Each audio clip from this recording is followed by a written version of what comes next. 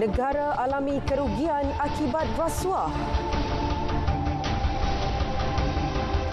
Inisiatif Payung Rahmah terus beri manfaat kepada rakyat.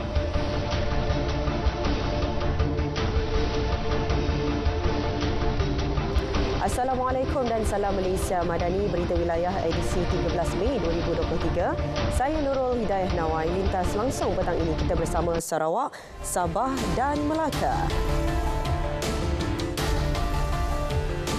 4 agensi diarah untuk menyiasat dan mengambil tindakan undang-undang terhadap pihak yang bertanggungjawab mengakibatkan kerugian kepada negara akibat rasuah. Menurut Perdana Menteri Datuk Seri Anwar Ibrahim, ia melibatkan Suruhanjaya Pencegahan Rasuah Malaysia SPRM, Lembaga Hasil Dalam Negeri LHDN, Bank Negara Malaysia BNM dan Polis Diraja Malaysia PDRM.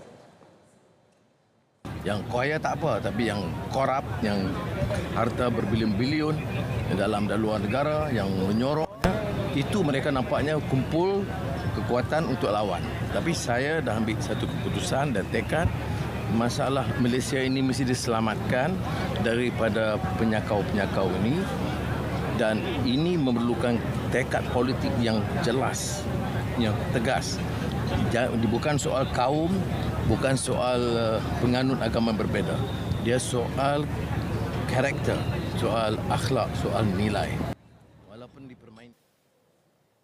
Perdana Menteri bercakap kepada media di program Aidilfitri Malaysia Madani, anjuran Jabatan Agama Islam Wilayah Persekutuan Jawi di Dataran Merdeka. Semalam media melaporkan Malaysia dianggarkan berdepan dengan jumlah kerugian sebanyak 4.5 trilion ringgit dalam tempoh 26 tahun disebabkan rasuah dan ketirisan. Menurut Emir Research, Badan Pemikir Berpangkalan di Kuala Lumpur, anggaran kerugian yang dihadapi negara bermula dari krisis kewangan Asia pada tahun 1997 sehingga tahun ini adalah secara konservatif dan jumlahnya berkemungkinan lebih besar.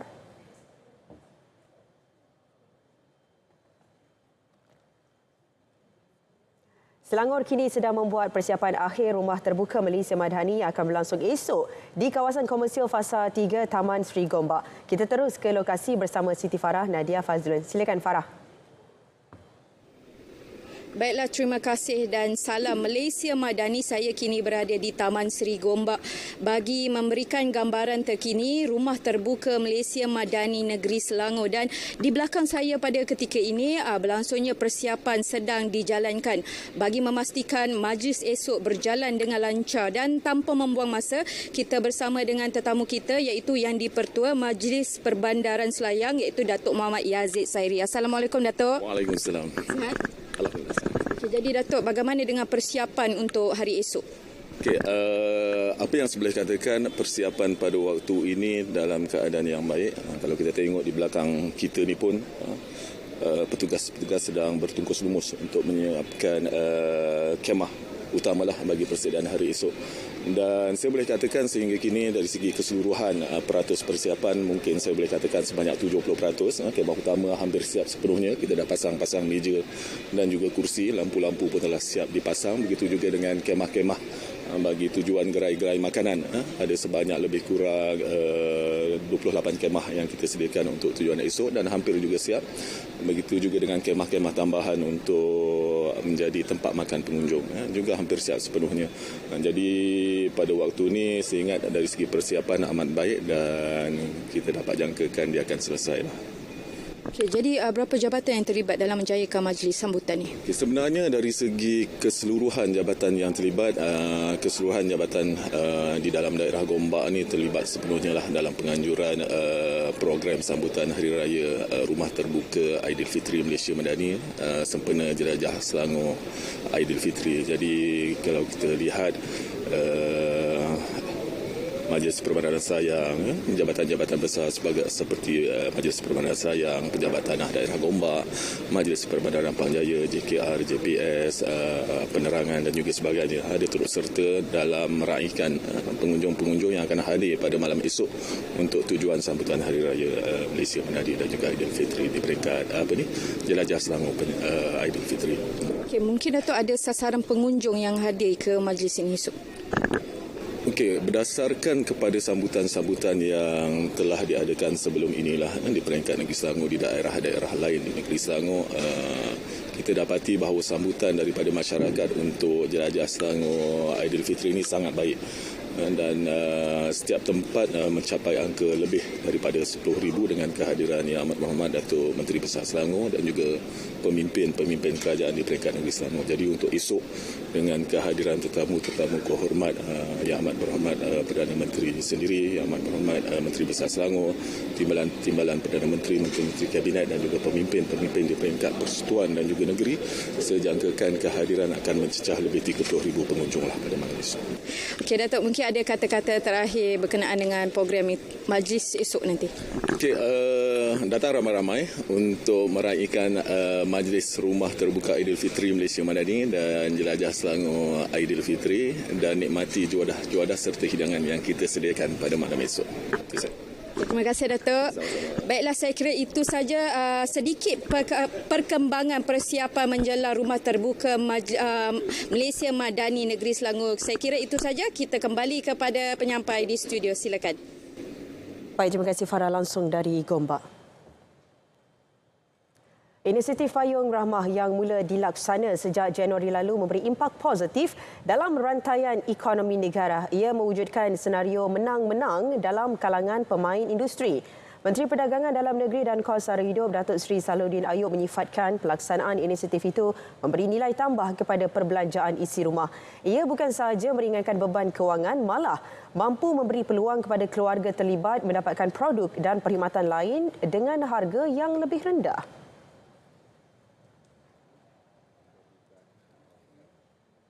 Bila ramai orang datang daripada keadaan biasa membeli belah, jadi ini juga membantu ekosistem ekonomi itu untuk menjadi lebih rancak.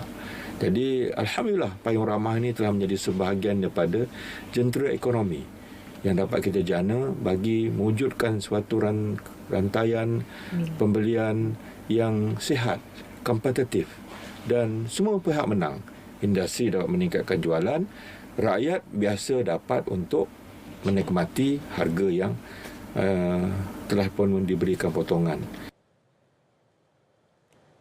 Terdahulu beliau menjadi tetamu di Konti Terengganu FM. Sementara itu beliau berhasrat menjadikan anak muda sebagai duta rahmah sejajar dengan manfaat yang diperoleh melalui pelbagai inisiatif di bawah Payung Rahmah. Baik saudara, sebelum ke berita seterusnya, kita ikuti perkembangan cuaca semasa oleh Met Malaysia bersama pegawainya Dr. Anis Nabila Muhammad. Silakan. Assalamualaikum dan salam Malaysia Madani. Met Malaysia masih lagi mengekalkan amaran angin kencang dan laut gelora kategori pertama dan kedua yang akan berkuat kuasa sehingga esok 14 Mei. Amaran ini melibatkan kawasan perairan Phuket dan Selat Melaka Utara. Perlu diingatkan, sepanjang amaran ini berkuat kuasa, keadaan ini amat berbahaya bagi aktiviti perkapalan dan perairan, terutamanya yang melibatkan bot-bot kecil, sukan dan rekreasi air. Baiklah, kita teruskan dengan tinjauan cuaca semasa bagi Semenanjung Malaysia. Pada ketika ini, hujan dari bukit petir kini sedang berlaku di 1-2 tempat melibatkan kawasan pedalaman negeri Perak, pedalaman negeri Pahang, negeri Selangor, wilayah Persekutuan Kuala Lumpur dan wilayah Persekutuan Putrajaya, juga 1-2 tempat di negeri Sembilan. Dan keadaan hujan ini dijangka boleh berlarutan sehingga ke awal malam nanti. Manakala bagi Malaysia Timur pula, hujan kini sedang berlaku di 1-2 tempat melibatkan bahagian tengah dan utara di negeri Sarawak, juga melibatkan bahagian pantai barat, pedalaman dan Tawau di negeri Sabah.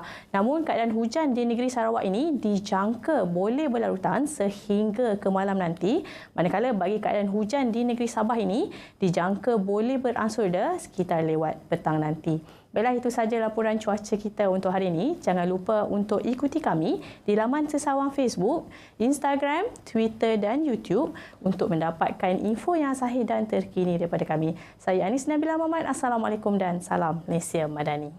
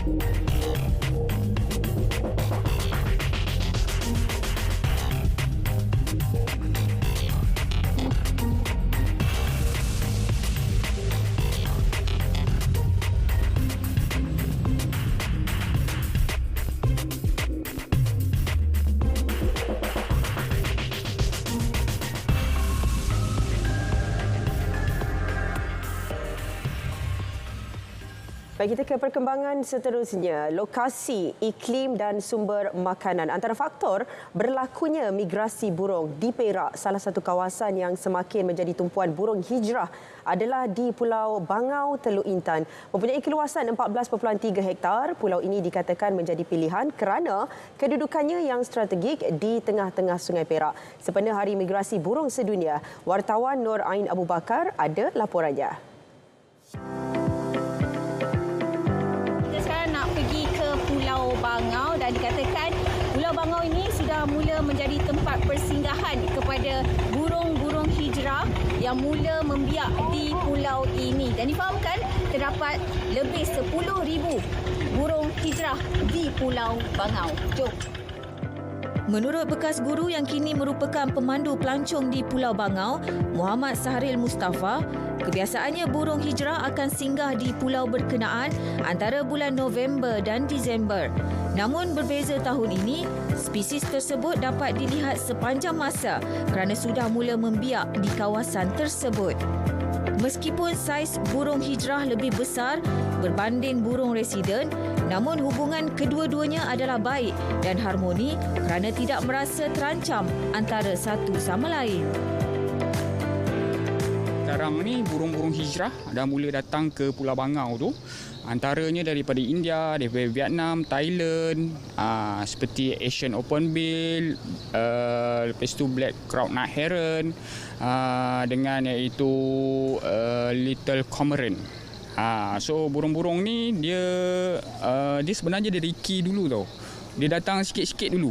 Lepas tu kalau dia rasa kawasan tu sesuai bagi dia, ekologi dia stable, ada tempat perlindungan makanan banyak, baru dia bawa geng dia ramai.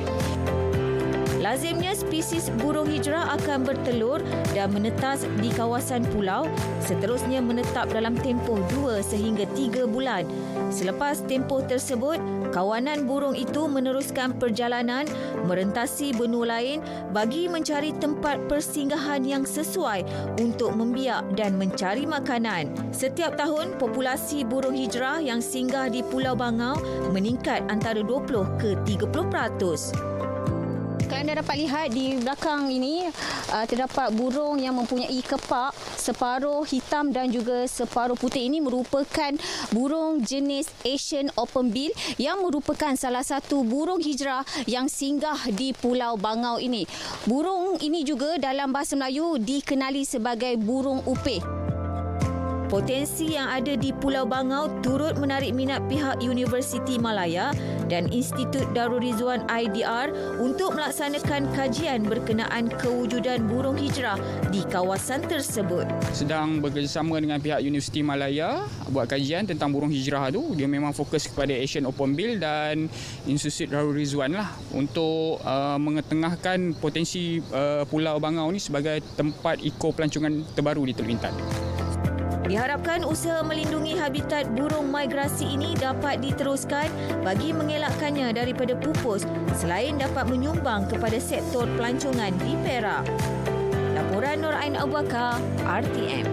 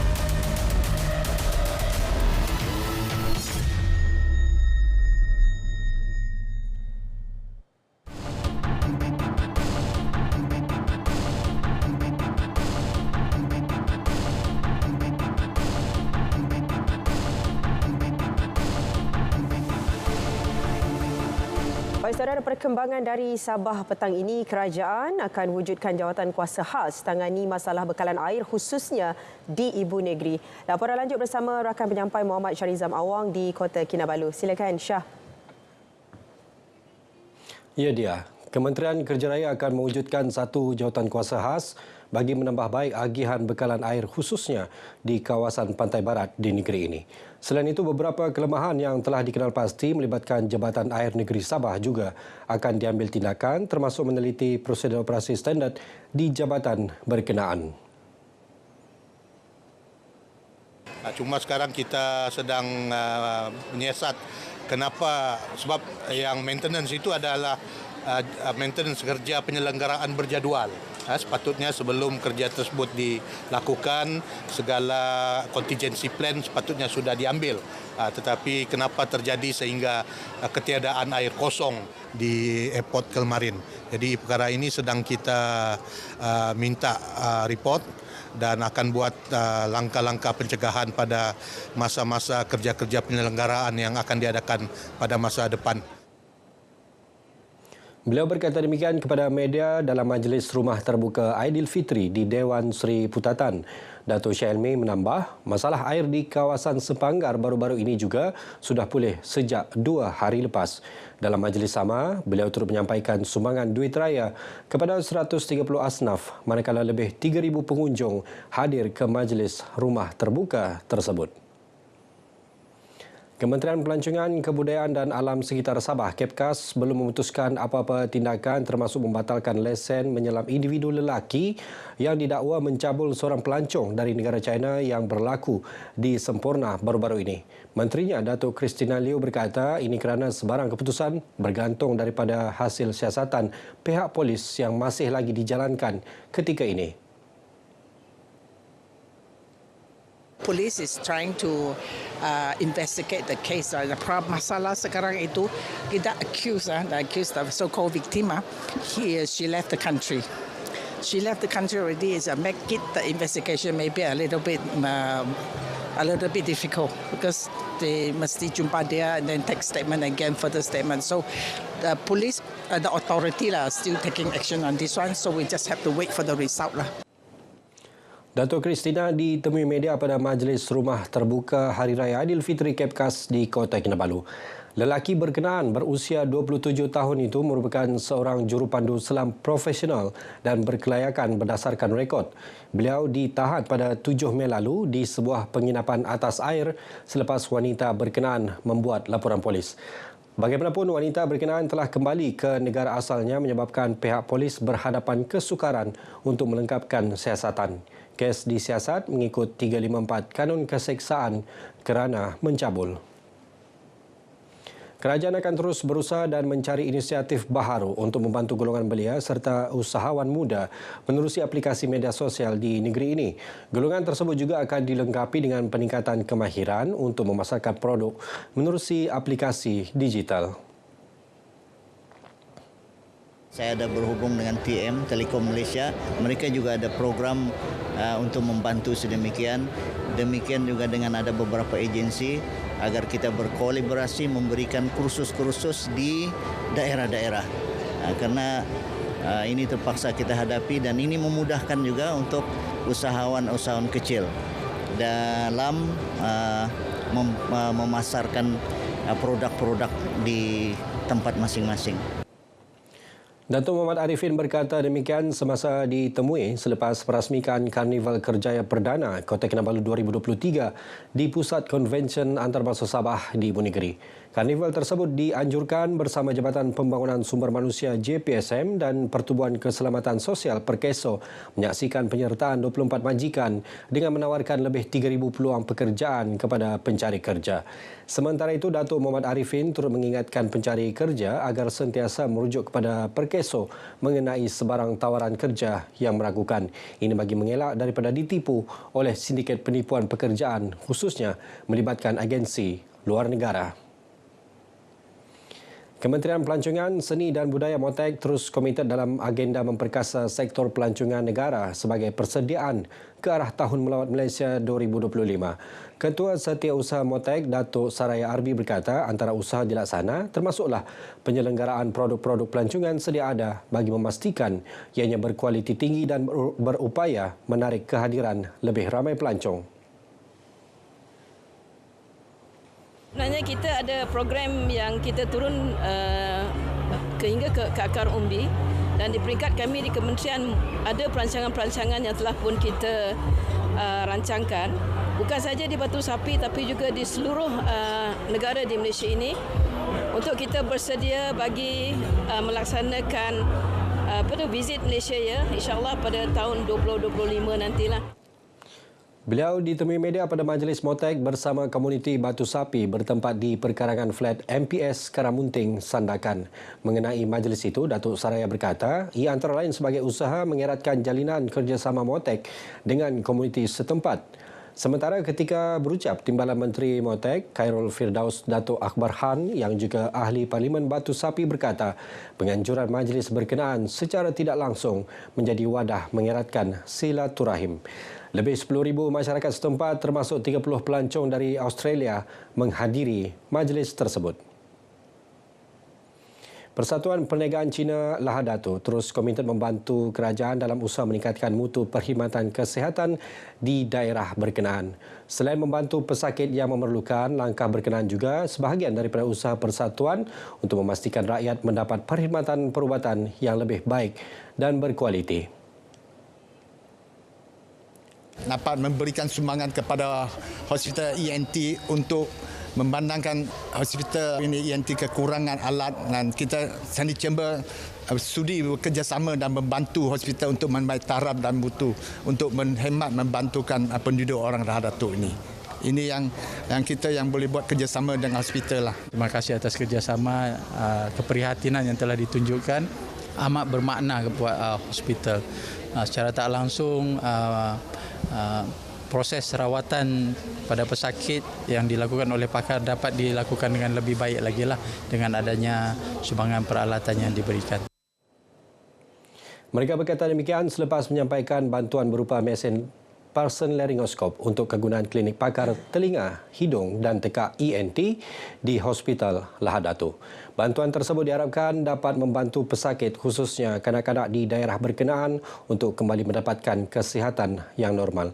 Usaha tersebut turut berupaya membantu pesakit meringankan kos untuk mendapatkan pemeriksaan tanpa perlu berulang alik ke daerah luar seperti Tawau, Sandakan ataupun Kota Kinabalu.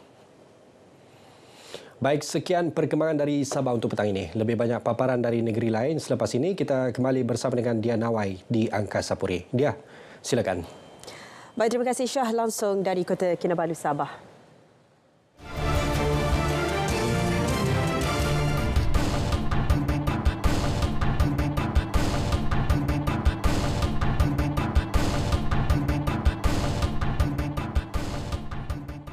Baik, saudara, kita ke Sarawak pula petang ini. Antara fokus dari Bumi Kenyalang, Sarawak perlu teroka potensi tersembunyi di Pulau Borneo. Perinciannya bersama rakan penyampai Vanessa Mering. Silakan, Vanessa. Ya, Dia, Sarawak perlu meneroka potensi tersembunyi Pulau Borneo dalam menjadikan Sarawak sebagai ibu kota perdagangan. Premier Sarawak Datuk Patinggi Tan Sri Abang Johari Tunopeng berkata, ia penting bagi memastikan negeri ini mendapat manfaat daripada pembangunan pesat ibu negara jiran di Borneo. Bagi menyokong usaha itu, Sarawak akan membangunkan infrastruktur baru termasuk membesarkan Pusat Konvensyen Sarawak dan akan membina Pusat Konvensyen Miri yang baru selain menubuhkan syarikat penerbangan sendiri bagi meningkatkan kemampuan aksesibiliti ke negeri ini. Datuk Patinggi Tan Sri Abang Johari berucap demikian pada Malam Anugerah Anak Sarawak ke-10 2023 di Kuching.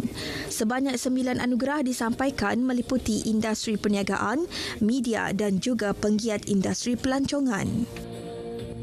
Antara Mesyuarat pertama bagi penggal kedua Dewan Undangan Negeri Dun Sarawak ke-19 akan berlangsung selama 8 hari bermula Isnin depan hingga 24 Mei ini. Speaker Dun Tan Sri Dato' Amar Muhammad Asfia Awang Nasar berkata persidangan akan dimulakan dengan upacara perasmian yang akan disempurnakan oleh Yang di-Pertuan Negeri Tun Pehin Sri Abdul Taib Mahmud. Jelasnya sebanyak 3 rang undang-undang RUU kerajaan akan dibentangkan pada persidangan kali ini. Ia melibatkan RUU Perbekalan Tambahan 2022-2023 dan RUU Perbekalan Tambahan 2023-2023 yang akan dibentang oleh Timbalan Premier Dato' Amar Douglas Uga Embas merangkap Menteri Kewangan dan Ekonomi baru kedua. Manakala Menteri Pelancongan, Industri Kreatif dan Seni Persembahan Datuk Seri Abdul Karim Rahman Hamzah pula akan membentangkan RUU Majlis Kraf Sarawak 2023. Bacaan pertama bagi ketiga-tiga RUU berkenaan ditetapkan pada 16 Mei ini. Tan Sri Dato' Amar Muhammad Asfia memaklumkan 4 hari diperuntukkan bagi sesi soal jawab iaitu mulai 16 hingga 19 Mei ini. Perbahasan usul penghargaan atas ucapan Yang di-Pertuan Negeri pula ditetapkan mulai 17 hingga 19 Mei. 3 hari terakhir persidangan akan melibatkan sesi penggulungan oleh para menteri. Tan Sri Dato' Amar Muhammad Asfia memberitahu sebanyak 375 soalan lisan dan bertulis telah diterima dengan sebahagian besarnya merupakan soalan untuk Kementerian Kesihatan Awam, Perumahan dan Kerajaan Tempatan. Beliau memaklumkan sehingga tarikh tutup penghantaran usul daripada ahli Dewan Biasa di bawah Peraturan Mesyuarat 23, pihak DUN tidak menerima sebarang usul setakat tempoh tersebut. Tan Sri Dato' Amar Muhammad Asfia berkata demikian pada sidang media selepas mesyuarat pra-Majlis Persidangan DUN di Kuching. Mesyuarat kira-kira sejam yang bermula pukul 10 pagi dipengerusikan oleh Premier Dato' Patinggi Tan Sri Abang Johari Tun Openg.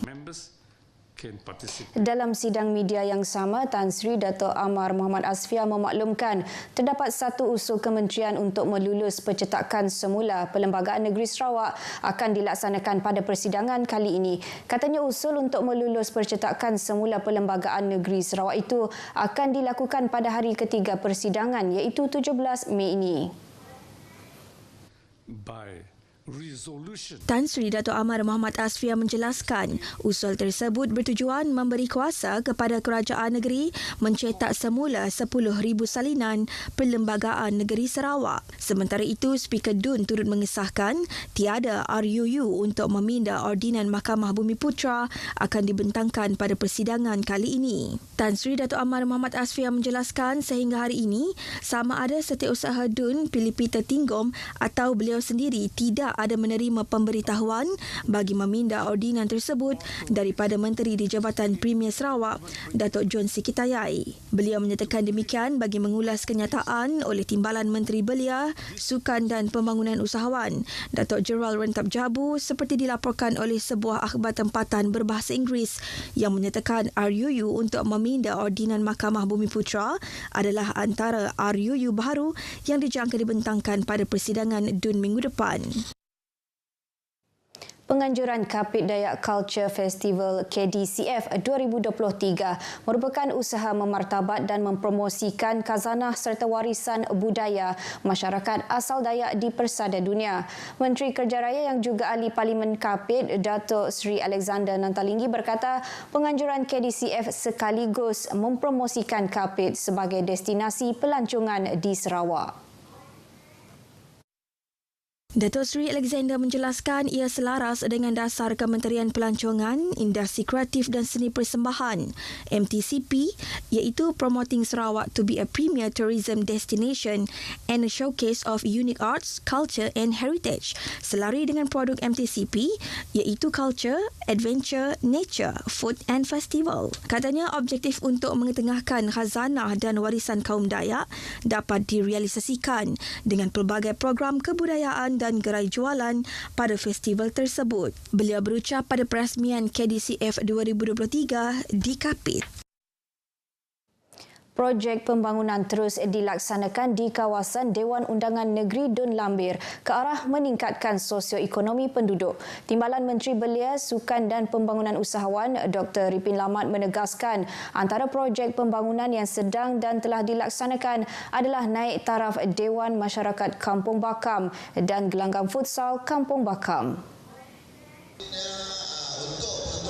Dr. Ripin yang juga Adun Lambir memberitahu pusat penjaja termasuk restoran di Bakam Point pula perlu ditambah baik khasnya membabitkan sistem perpaipan dan lampu supaya boleh diguna oleh penjaja dan pengunjung sebaik beroperasi.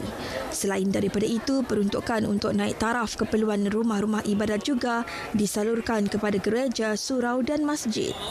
Beliau berucap merasmikan Majlis Ramah Tamah Aidilfitri Masjid Darul Khairat Bakam di Miri. Pada majlis itu, beliau turut menyampaikan peruntukan kepada 3 buah masjid dan 9 buah surau. Majlis Perbandaran Sibu MPS sentiasa menekankan pendekatan lebih proaktif dalam berinteraksi dengan masyarakat tempatan. Menurut Timbalan Pengerusi MPS Muhammad Abdullah Iskandar Dato' Rozli, pendekatan itu penting ke arah membantu mengawal dan mentadbir kawasan di bawah MPS. Muhammad Abdullah Iskandar berkata pentadbiran tersebut merangkumi pelbagai bidang, antaranya pembangunan infrastruktur, pengeluaran lesen perniagaan, memantau keselamatan awam, menguruskan kebersihan dan kesihatan awam, perumahan, pelancongan serta melaksanakan aktiviti-aktiviti lain bagi kesejahteraan masyarakat tempatan. Beliau berucap demikian pada majlis merasmikan Majlis Ramah Tamah Aidilfitri anjuran MPS yang diadakan di Dewan Baitumal Sibu. Dalam ucapannya, beliau memberitahu majlis pihak berkuasa tempatan bersama rakyat sedemikian mampu mengeratkan perpaduan antara kaum selain memperkukuhkan hubungan antara MPS dan masyarakat di Sibu. Perkongsian itu tadi mengakhiri berita dari Sarawak. Saudara, jangan lupa sama-sama saksikan Kemuncak Sapek Junior pukul 9 malam ini di TV2 secara langsung bersiaran dari Auditorium Piramli Kuching. Salam Malaysia Madani. Kita kembali bersama dia di Angkasa Puri. Silakan. Baik, terima kasih Vanessa langsung dari Sarawak.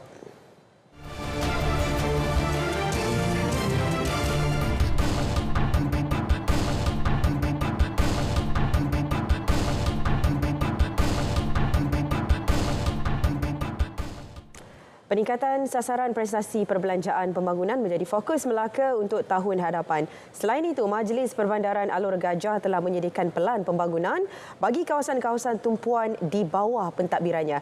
Untuk paparan lanjut, kita bersama rakan penyampai Nur Amalina Abdul Halim. Silakan Amalina. Terima kasih, Dia. Ketua Menteri Melaka Datuk Seri Abdul Rauf Yusof mahu sasaran prestasi perbelanjaan pembangunan di negeri ini meningkat 92% untuk tahun hadapan selepas konsisten dengan sasaran 85% yang ditetapkan Jabatan Perkhidmatan Awam JPA. Ia bertujuan membantu menyelesaikan projek kerajaan negeri lebih pantas demi kemudahan masyarakat. Beliau juga meminta semua jabatan dan agensi di bawah pentadbiran kerajaan negeri menjadikan prinsip outcome-based approach sebagai kayu ukur dalam aspek pembangunan negeri. Hasilnya kita dapat lihat hari inilah beberapa pejabat-pejabat tanah galian agensi kerajaan telah meraih anugerah.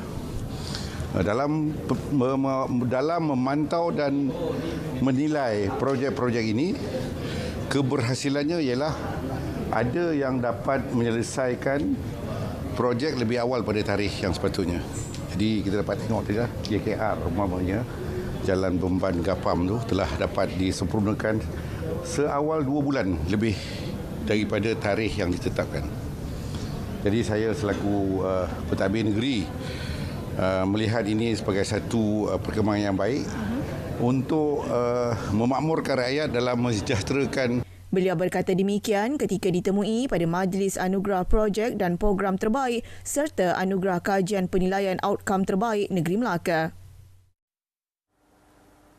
Majlis Perbandaran Alor Gajah MPAG sudah menyediakan pelan pembangunan bagi kawasan-kawasan tumpuan kawasan pentadbirannya, terutama di pintu masuk Negeri Melaka. Yang di-Pertua MPAG, Saifuddin Abdul Karim berkata, ia bagi memastikan Alor Gajah maju seiring dengan kawasan lain di Melaka dan tidak jauh ketinggalan dengan kawasan di bawah pentadbiran pihak berkuasa tempatan PBT yang lain. Katanya selain Bandar Alor Gajah, turut terlibat dalam rancangan pembangunan itu adalah beberapa kawasan di Parlimen Masjid Tanah.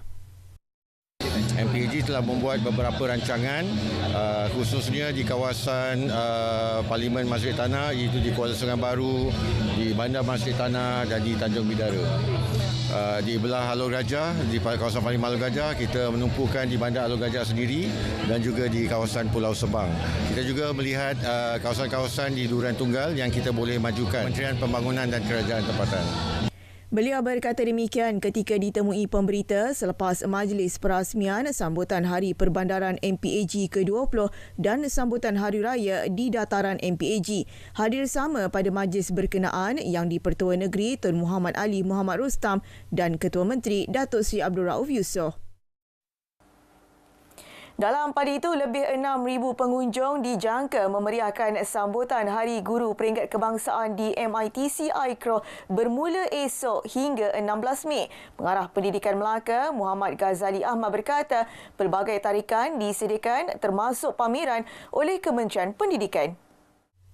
Pada sambutan itu juga, sebanyak 32 anugerah akan disampaikan kepada guru-guru terpilih termasuk 2 anugerah utama iaitu Anugerah Tokoh Kepimpinan dan Tokoh Guru Kebangsaan 2023 yang akan disampaikan Perdana Menteri Datuk Seri Anwar Ibrahim. Dan satu lagi, kita libatkan game antara guru dengan pegawai-pegawai tertinggi dan YB Menteri Pendidikan untuk bermain bowling di bowling center kita. Dan selebihnya kita adakan bus-bus yang banyak. Itu kelainan. Kadang-kadang dulu-dulunya tak banyak bus seperti hari ini. Sekarang ni kita ambil di MITC Dewan A dan Dewan B itu. Guru Insani Pemangkin Madani adalah tema bagi Hari Guru tahun ini. Hilang nyawa sendiri dan rakan seperjuangan ketika melakukan misi penyelamatan. Itu antara risiko dan pengorbanan anggota Jabatan Bomba dan Penyelamat Malaysia JBPM. Wartawan Nur Syafina Sari menyelami pengorbanan wira-wira tidak didendang itu sempena sambutan Hari Anggota Bomba Sedunia 2023 yang bakal berlangsung esok di Bandar Hilir.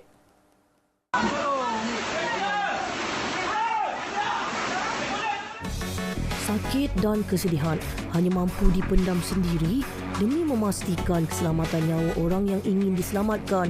Bagi Ketua Balai Bomba dan Penyelamat Bukit Katil, penolong kanan pengusaha bomba Muhammad Hamdan Sudin, kehilangan rakan di hadapan mata sendiri dalam satu misi menyelamat penduduk terjejas banjir di Kampung Sungai Putat 2 tahun lalu beri kesan mendalam ke atas dirinya. Ketika misi itu, dia bersama seorang lagi rakan turun membantu penduduk di kawasan tersebut sebelum Allahyarham Muhammad D.H. Yusof lemas.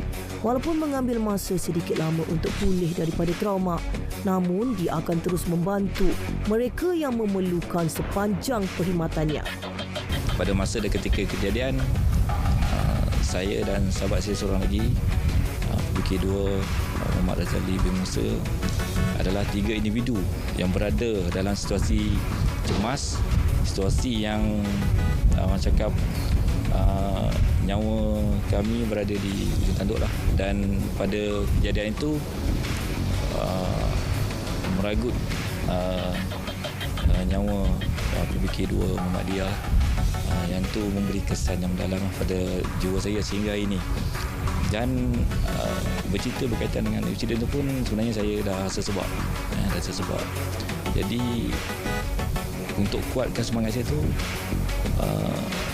saya beranggapan ini adalah asam garam dalam jabatan di mana saya perlu hadapi secara cekal lah.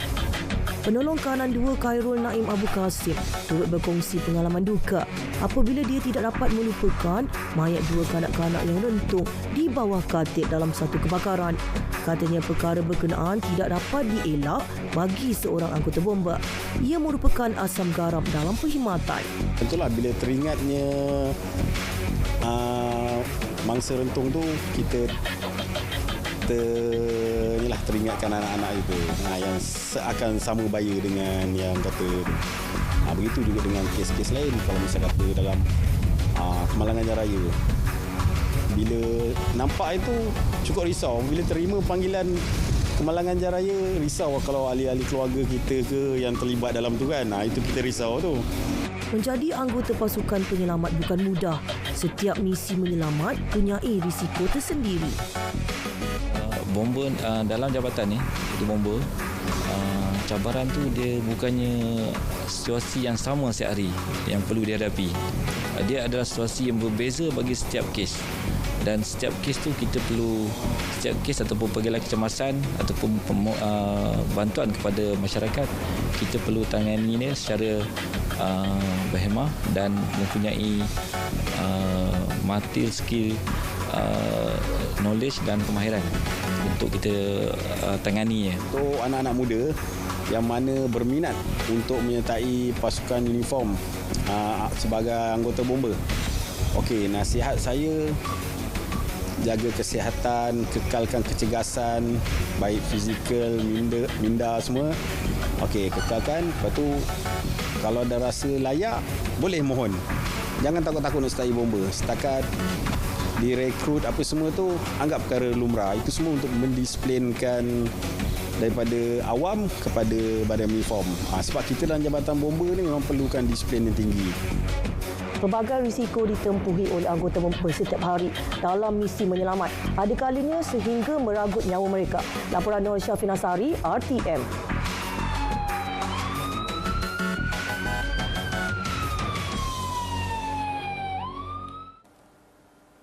Paparan berita dari Melaka berakhir di sini. Salam Malaysia Madani kembali ke Angkasa Puri. Baik, terima kasih Amalina langsung dari Melaka.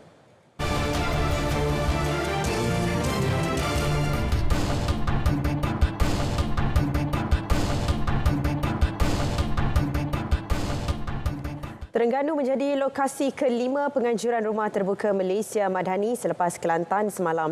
Majlis dijadual bermula 7 malam ini dan dijangka menerima lebih 15,000 pengunjung.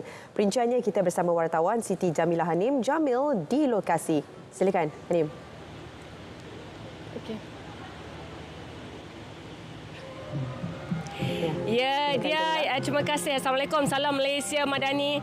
Seperti anda nyatakan sebentar tadi, Terengganu lokasi kelima penganjuran Majlis Rumah Terbuka Malaysia Madani ini, dan pastinya persiapan terakhir sedang rancak dilakukan bagi menerima kunjungan Perdana Menteri malam ini dan juga lebih 15,000 pengunjung. Dan untuk mengetahui perinciannya, saya bawakan khas Ketua Komunikasi Korporat Jabatan Perdana Menteri Encik Raziz Rashid. Jadi terima kasih bersama kami. Macam mana Cik membuat pemantauan di lokasi ini? Okey, Assalamualaikum warahmatullahi wabarakatuh dan salam Malaysia Madani. Terima kasih Jamilah ya. Okey, seperti yang Jamilah sendiri lihat, kita sekarang ni berada sebenarnya telah 100% bersedia untuk menerima pengunjung dan pengunjung pun telah mula menghadiri Majlis Rumah Terbuka Malaysia Madani bersama Yang Amat Berhormat Perdana Menteri di Universiti Sultan Zainal Abidin pada hari ini. Dan kita lihat juga pelbagai juadah makanan yang disediakan, terutamanya makanan-makanan tempatan seperti nasi kormok, kemudian kita ada nasi dagang, keropok leko dan pelbagai lagi makanan. Dan saya jangkakan ketibaan pengunjung pada hari ini akan melebihi sasaran yang ditetapkan, iaitu 15,000 pengunjung. Dan kita lihat juga pada ketika ini pengunjung telah mula datang, walaupun majlis bermula pada pukul 7 malam, tetapi pengunjung telah mula datang. Dan sekiranya ada pengunjung datang, jangan risau, kita akan sediakan bas pengantara yang boleh membawa tuan-tuan dan puan-puan datang ke majlis ini. So kita boleh parking seperti parking di masjid, di hospital, di Chancellery dan sebagainya. Dan maklumat lanjut boleh diperolehi daripada media sosial Jabatan Perdana Menteri di Facebook, Instagram, Twitter dan juga di laman-laman yang lain. Ya. Maknanya kalaulah orang kata pengunjung tu melebihi 15,000 seperti yang dijangkakan, dari segi pengangkutan dan makanan memang tak ada masalah. InsyaAllah tak ada masalah. Kami akan sediakan makanan-makanan yang kami kata simpanan lah akan dikeluarkan, kita akan masak. Saya jamin insyaAllah makanan akan cukup disediakan dan kita akan ada makanan-makanan yang kita reservekan untuk keluarkan. Sekiranya pengunjung melebihi 15,000 seperti semalam di Kelantan, kita terima hampir 30,000, lebih daripada 30,000 saya jangkakan. Sebab makanan yang kita keluarkan cukup banyak semalam. Dan alhamdulillah sokongan rakyat Kelantan terhadap program Majlis Rumah Terbuka ini amat memberasakan, dan saya yakin juga rakyat-rakyat negeri Terengganu akan memberikan sokongan yang terbaik juga untuk Majlis Rumah Terbuka bersama Yang Amat Berhormat Perdana Menteri pada hari ini. Okey, terima kasih. Okey, itu tadi antara perincian daripada Ketua Komunikasi Korporat Jabatan Perdana Menteri, dan pastinya untuk masyarakat sekitar di negeri ini yang berkesempatan untuk hadirlah hari ini, kira pakat mari ramai-ramai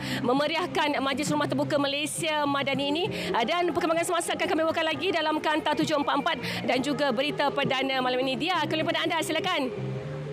Baik, terima kasih Jamilah Hanim langsung dari Terengganu. Saudara, kita ke perkembangan seterusnya. Kes penyakit berkaitan cuaca panas dijangka meningkat susulan musim panas melampau sehingga Ogos ini. Bagaimanapun setakat ini kes masih lagi terkawal selain masih boleh ditampung fasiliti kesihatan seluruh negara. Buat setakat ni kita merasakan kes-kes yang berlaku ketika ini terkawal, dan juga fasilitis KKM dan juga tempat hospital-hospital kita bersedia untuk menerima semua kes-kes seperti stroke haba dan juga kekejangan haba, dan kita telah maklumkan kepada semua pengarah-pengarah hospital, bukan hanya setakat masyarakat yang kita perlu lihat keadaan kaki tangan kita juga kena bersiap sedia. Setakat semalam, KKM merekodkan sebanyak 14 kes berkaitan cuaca panas, mana dengan Kelantan tertinggi dengan 6 kes, 5 di Sarawak, manakala 3 kes adalah di Sabah. Daripada jumlah itu, 4 kes merupakan strok haba, 4 kes kelesuan haba dan 6 kes kekejangan haba. Kesemua kes berkenaan dirujuk ke hospital dan kembali pulih kecuali 1 kes meninggal dunia melibatkan kanak-kanak berumur 11 tahun di Kelantan pada April lalu.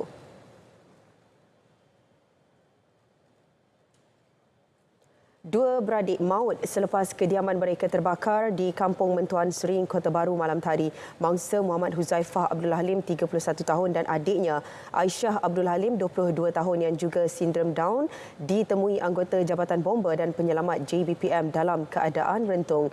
Mayat adik-beradik itu masing-masing ditemui di ruang tamu dan tandas.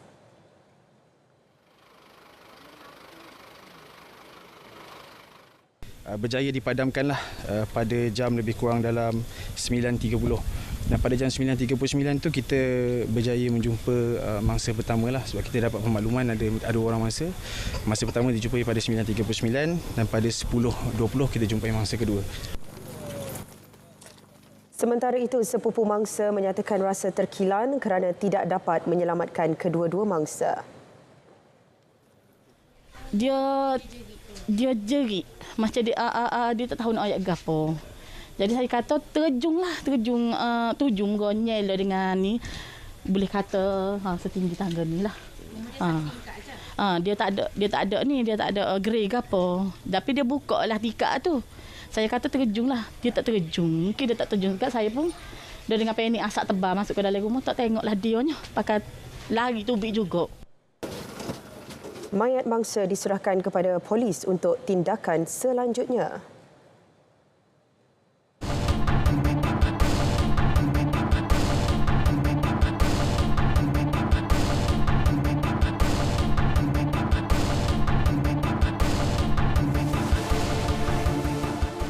Operasi perkhidmatan transit aliran ringan LRT di 6 stesen laluan Ampang, Seri Petaling melibatkan stesen Bandaraya, Sultan Ismail, PWTC, Titi Wangsa, Sentul dan Sentul Timur telah dibuka semula kepada pengguna. Ia susulan kerja pembaikan sementara fasa pertama, struktur jujambat dan landasan yang rosak berhampiran stesen LRT Bandaraya telah pun selesai. Rata-rata pengguna train yang ditemui di stesen LRT Bandaraya hari ini amat bersyukur perkhidmatan LRT di laluan berkenaan beroperasi seperti biasa.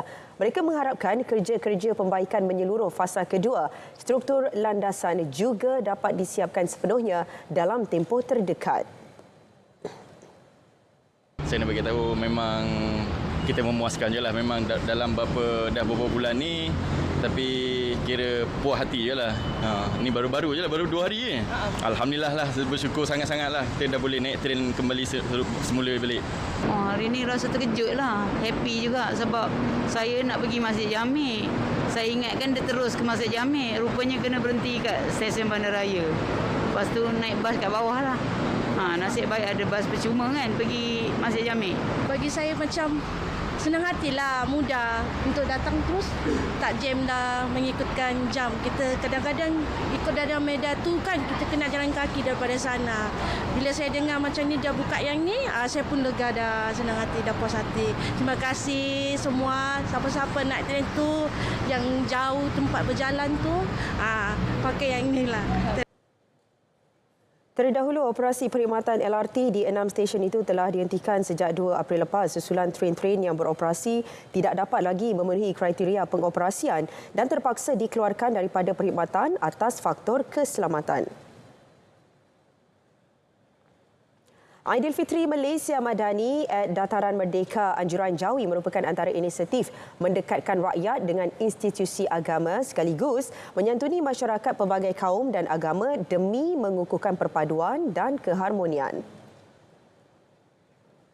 Lebih 20,000 pengunjung datang, pelbagai bangsa, pelbagai latar belakang. Maksudnya bukan hanya orang yang selalu berjemaah di masjid.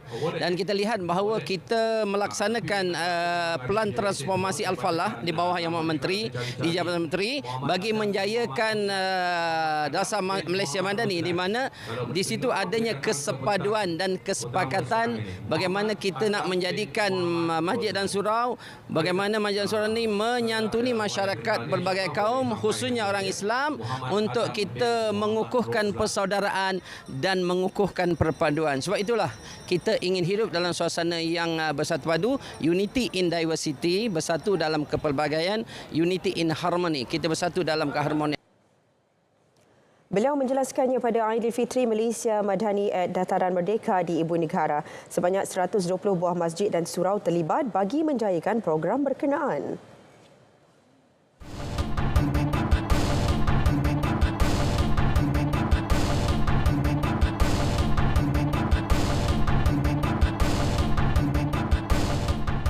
Seorang pelajar tingkatan 2 dikhawatiri lemas di Sungai Perak, Teluk Intan malam tadi. Ketua Polis Daerah Hilir Perak ACP Ahmad Adnan Basri berkata pihaknya menerima maklumat mengenai kejadian selepas bapa mangsa membuat laporan di Balai Polis Teluk Intan. Terdahulu, bapa mangsa menerima panggilan telefon daripada pihak sekolah mengenai beg milik pelajar berkenaan yang ditemukan penduduk kampung di JT Kampung Terengganu, Teluk Intan. Mangsa bagaimanapun tidak kelihatan dan dipercayai telah terjatuh ke dalam sungai.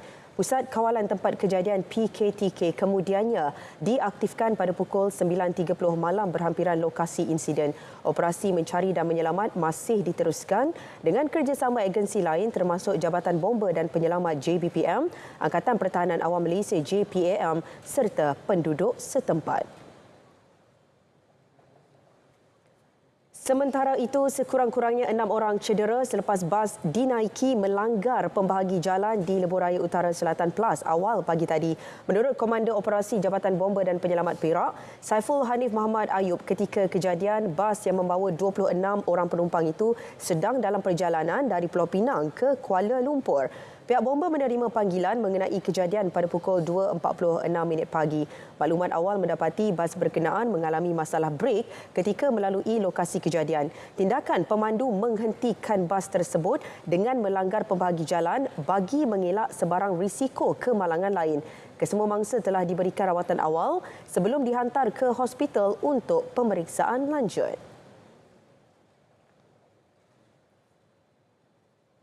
Warga Thailand yang dikhawatiri lemas semalam ditemui di kedudukan 2.0 Batu Nautika dari Pulau Bidan, Yan, Kedah pada pukul 8.30 pagi tadi. Pengarah Zon Maritim Kuala Kedah, Komander Maritim Nur Azrianti Ishak menerusi kenyataan berkata, mayat tersebut ditemui terapung oleh nelayan tempatan dengan masih lengkap berpakaian. Mayat mangsa dibawa naik ke bot penyelamat milik Angkatan Pertahanan Awam Malaysia berikutan keadaan laut yang agak teruk. Mayat diserahkan kepada pihak polis Diraja Malaysia untuk tindakan lanjut. Berikutan penemuan itu, operasi mencari dan menyelamat ditamatkan pada pukul 10.30 pagi. Dalam kejadian semalam, mangsa Don Baji Tingsa, 33 tahun, disedari tiada di atas bot ketika menjalankan aktiviti memukat di perairan Pulau Bidan.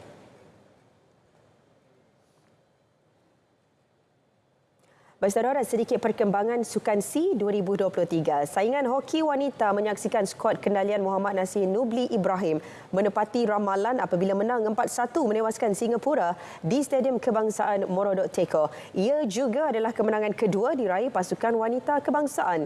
Momentum kemenangan diteruskan skuad Malayan Tigers selepas membelasah pasukan tuan rumah 8-1 pada perlawanan pembukaan.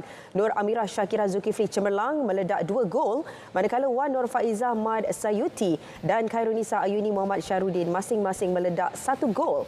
Gol sagu hati Singapura hadir menerusi jaringan Padang Jolin Eng. Ketua Jurulatih Muhammad Nasir berharap pemain-pemainnya dapat memperbaiki kelemahan dalam usaha mengekalkan momentum kemenangan.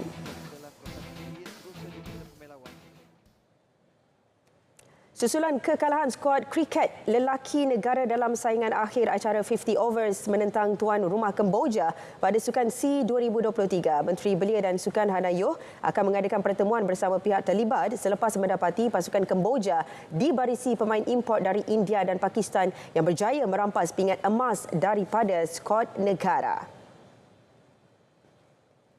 Saya telah membaca kriket punya kenyataan dan saya rasa kebimbangan dan kerisauan mereka bukan tidak berasas, ada asasnya. Oleh sebab itu, kita tunggu dulu selepas semua game dan saya juga ada bincang dengan Menteri Sukan yang lain dan kita akan tengoklah bagaimana kita boleh lihat perkara ini dengan lebih mendalam. Terdahulu, MCA menerusi kenyataan menyatakan kerisauan serta meminta Persekutuan Sukan C dan Jawatan Kuasa Olimpik membuat penelitian mendalam ke atas penganjuran kriket dan audit ke atas kelayakan atlet yang beraksi pada tamasya kali ini. Malaysia yang menjadi pilihan untuk pingat emas terpaksa berpuas hati dengan perak acara 50 over dan 2020 lelaki selepas tewas kepada Kemboja pada final. Sementara pasukan 50 over wanita meraih gangsa. Kutipan pingat emas yang dilihat agak perlahan mungkin meletakkan Malaysia di ambang bahaya menggapai sasaran 40 pingat emas pada Sukan C 2023. Bagi Ketua Kontingen Negara Datuk Muhammad Nasir Ali, beliau tetap optimis peluang masih ada bagi Malaysia untuk mencapai sasaran sebelum tamasya melabuhkan tirainya. Jelas beliau, kontingen Malaysia tidak akan berputus asa dan terus berjuang sehingga saat akhir. Dalam masa sama, beliau mengharapkan sukan seperti judo, sepak takraw, angkat berat maupun jet ski untuk mencipta majlis sekaligus melegakan kontingen negara untuk menepati sasaran ditetapkan. Sehingga semalam, Malaysia berjaya merangkul 28 pingat emas termasuk 4 daripadanya disumbangkan karate, diikuti 4 daripada silat dan 2 taekwondo.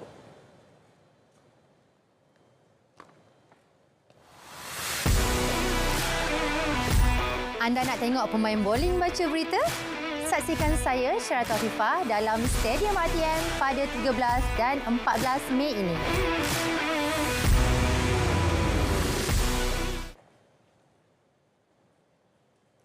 Baik saudara, berita wilayah berakhir di sini. Terus setia dengan berita RTM untuk perkembangan sahih sepanjang masa. Dengan ini, Assalamualaikum dan salam Malaysia Madani.